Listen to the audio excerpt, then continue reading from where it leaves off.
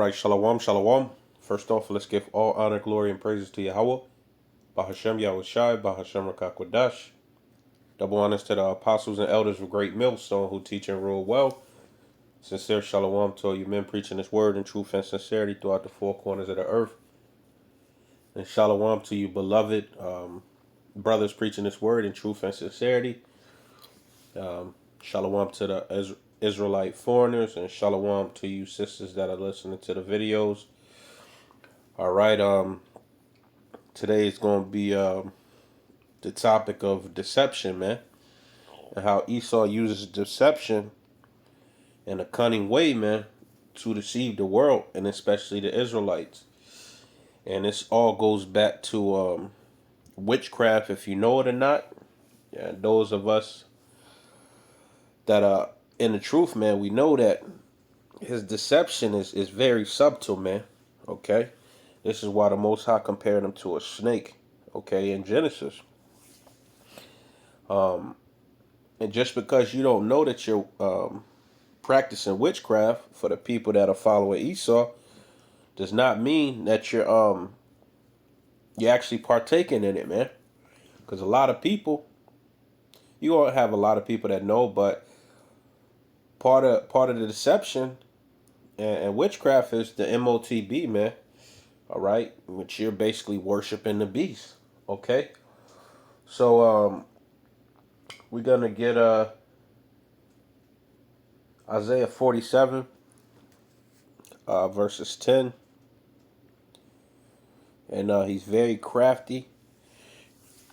He's very, very cunning, man. Okay? And these are the traits of a great hunter. All right? And if you read Genesis 25, man, you get the characteristics of Esau.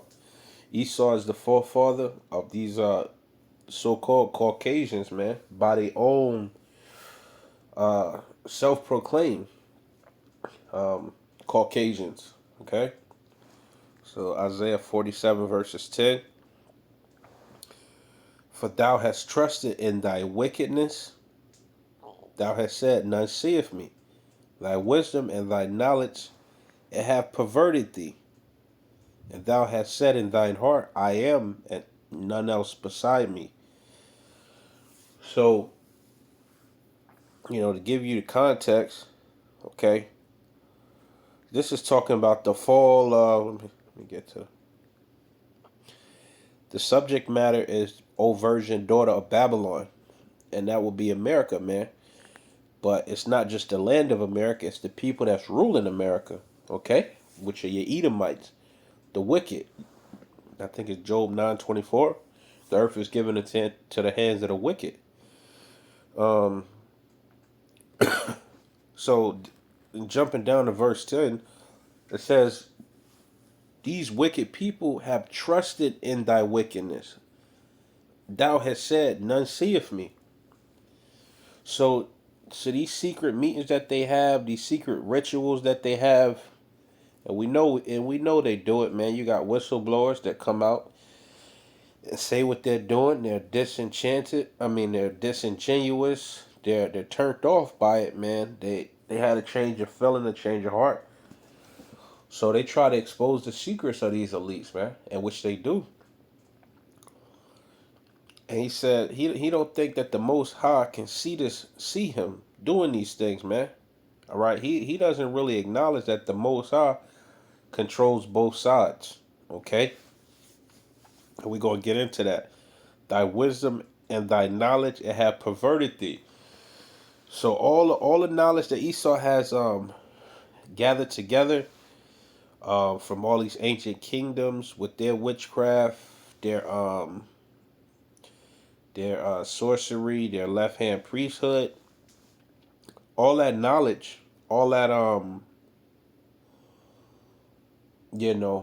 these wicked practices, these wicked religions, it really has corrupted him even more, because he's thinking he's on a certain level now.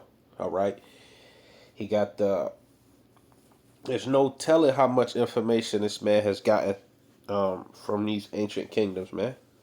He just tell you what he wants us to know, or what he wants us to know. All right. But he has different artifacts, man, of him worshiping the left hand side, man. Okay? And thou hast said in thy heart, I am, and none else beside me. So when you've been ruling so long and everything you do is working, you don't think you could come down, man. You become even more bold. You become even more proud. And that's what we dealing with from this devil, man. Let's jump to verse 12. Because I really want to get the witchcraft side of this beast system, okay? Which Esau is heavily in, okay? So I jumped to verse 12, but verse 11 is good for the topic's sake. I'm gonna jump to verse 12. Stand now with thine enchantments, and the punishment for this and the judgment for this is destruction, man. Stand now with thine enchantments, and with the multitude of thy sorceries. So I want you to focus on that word multitude, because um, the Most High compares us to a multitude, and you know that we are the sand of the sea, right? So there's a lot of us. So when it says the multitude of thy sorceries, Esau is into all kinds of things, man. He's into everything dealing with the left hand side, man. The multitude of thy sorceries. So there's stallions, there's millions of practices that this man has learned, um, and performs on the people, man. These commercials, you know, heavily satanic, man. These movies, the media, all right, the news. These are all rituals. This is all witchcraft, man. And what does it do? It gets the people riled up. It gets them believing in the system. It gets them thinking a certain way. All right. And we know the games that this man plays, so we don't really put our spirit into that, man. We just get what we need and report it to the body, man. As watchmen. Okay. Um, Wherein thou hast labored from thy youth. Okay, let's get what youth is.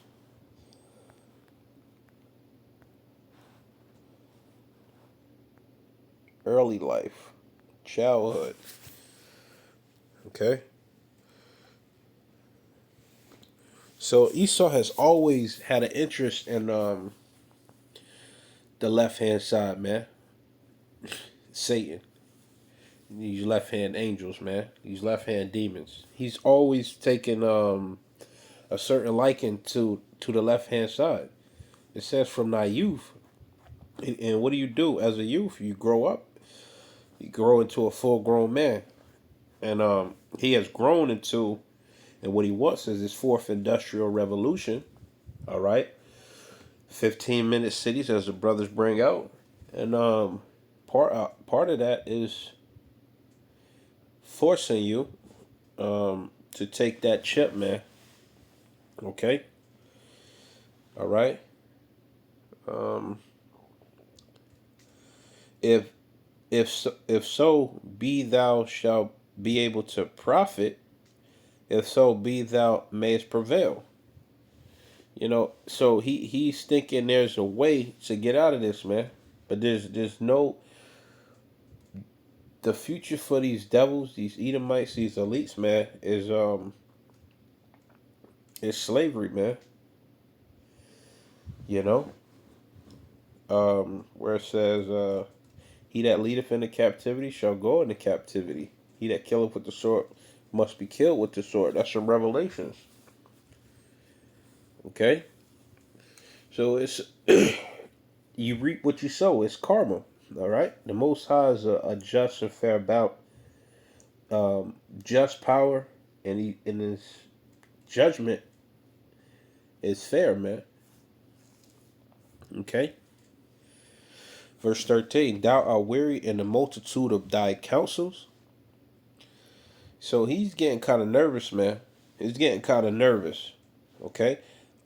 Let now the astrologers the stargazers, the monthly prognosticators, because these people, okay, these astrologers, these stargazers, monthly prognosticators, people that advise Esau what to do during certain things that are happening in the skies, all right, in the heavens.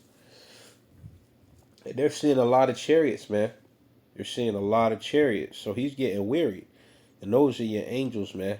Scouting, gathering intel.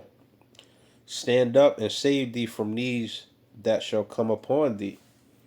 Okay? Because he feels like the Most High is kind of mocking him.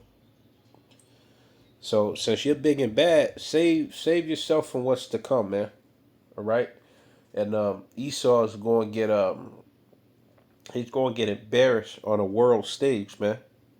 On a global stage. All right? Let's jump to Isaiah.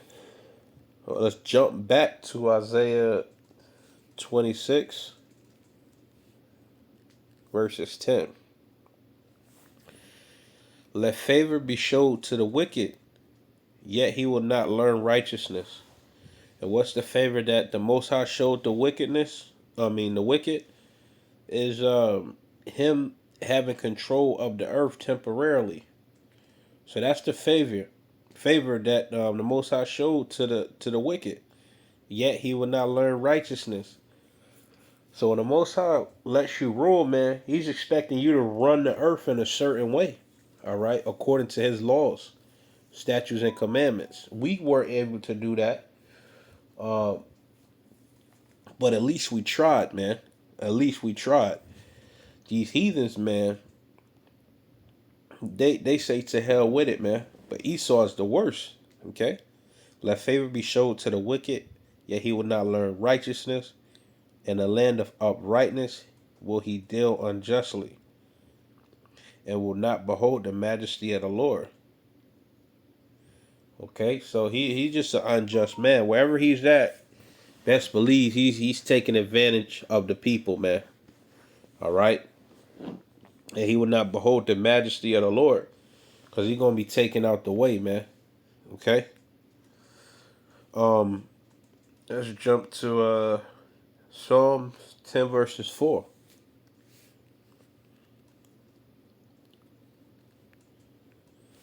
The wicked through the pride of his countenance will not seek after Yahweh. Yahweh is not in all his thoughts. Okay? The wicked is these Edomites, man. The wicked. All right? Then you got wicked people of the other nations, and including our nation, the Israelites. But as a whole, Esau is the wicked. Through the pride of his countenance, will not seek after Yahweh. So with all these things that the Most High blessed him with, he was seeking after Satan, man, who's under the Most High, man. Okay? Satan is in order. Satan is not out of bounds, man. He follows his orders from the Most High. That's who Esau was holding in reverence, man. Will not seek after Yahweh. Yahweh is not in all his thoughts, man. Because if it was, he wouldn't do certain things that he's done, man. He wouldn't destroy the earth. He wouldn't destroy the people. He wouldn't push these sodomite ways, man. He wouldn't push these alternative lifestyles. He wouldn't push Satanism, atheism, okay? Basically, all forms of degeneracy. That's what Esau is into, and that's what he wants to push to the people. All right. If the Most High was in all his thoughts, he first off he will have some type of fear pushing that out to the people, but he doesn't. All right. So just a quick little lesson through the spirit. Lord willing, it was edifying. Shalom.